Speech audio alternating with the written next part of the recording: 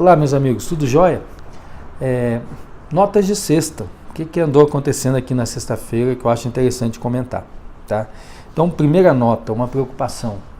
Então, essa semana eu fiquei muito preocupado com a censura nas redes, tá? Com a censura na internet. O fato dos gigantes da tecnologia, e aqui eu estou falando de Facebook, Instagram, Twitter, Apple, Microsoft, terem todas ficando claro que elas estão unidas, né, e tomando ações em conjunto para promover a censura na internet um negócio muito mais importante do que a gente pensa em primeira via.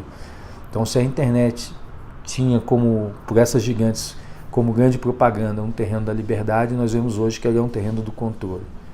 Então, estamos controlados, podem ter certeza disso. Um segundo ponto, um disco que passou batido, né? Nos anos 90 confesso, fui muito imbecil nesse ponto.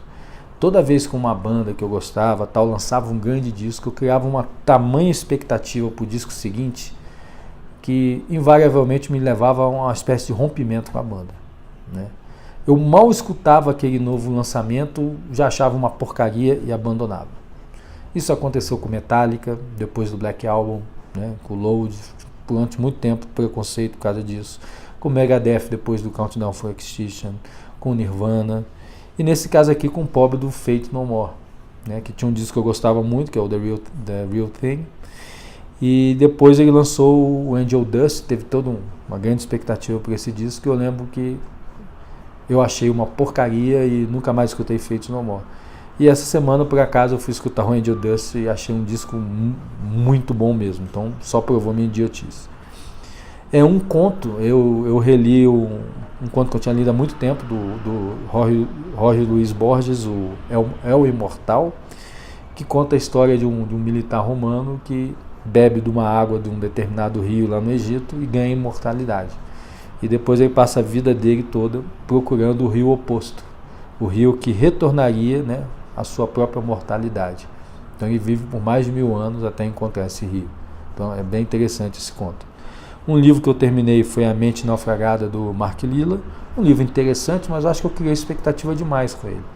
Eu achava que ia ser digamos assim, a grande chave para entender o pensamento dos dias de hoje e tal, mas ele mais ou menos fala alguma coisa que o João Pereira Coutinho já tinha falado no seu livro sobre conservadorismo, coloca algumas coisas interessantes, mas eu achei o Mark Lilla ele muito resumidor de livros, tá? Então, assim, o que pensamento original dele no livro eu acho que é bem pouco. Na verdade, ele vai fazendo um resumo de vários livros de vários autores diferentes. Posso estar errado, primeira leitura, mas essa é a minha primeira impressão. E a citação que eu estou meditando essa semana é uma do Pascal, Pensamento 103, que ele diz o seguinte: a justiça sem a força é impotente, e a força sem a justiça é tirânica. Então, força e justiça, meus amigos, tem que andar juntos. E como o Estado ele detém o monopólio do uso da força, é fundamental que exista justiça no Estado.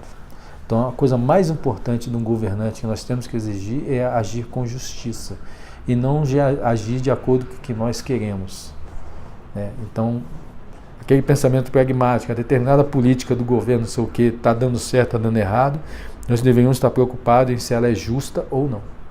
Porque se não for justa, o Estado está promovendo a tirania. Então essas são as notas de sexta. Uma boa semana a todos e um grande abraço.